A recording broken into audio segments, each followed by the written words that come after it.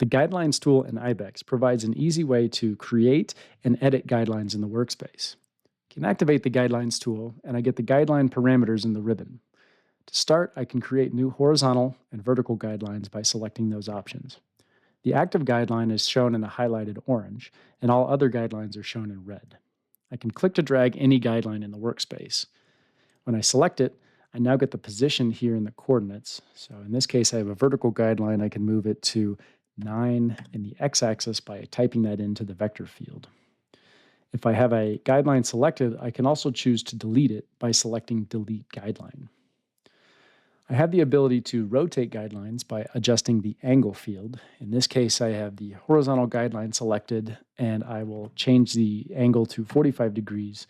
And you can see that it's updated to now be a 45-degree guideline in my workspace. I have a couple other options here. I have the Hide Guide option.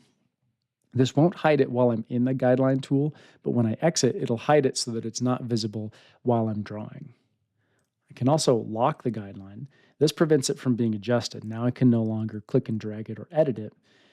This is if I have an important guideline that I don't want to be moving around while I'm drawing, I can lock it and it will always stay put. Then come back into the Guidelines tool and unlock it, and now I can move its position again.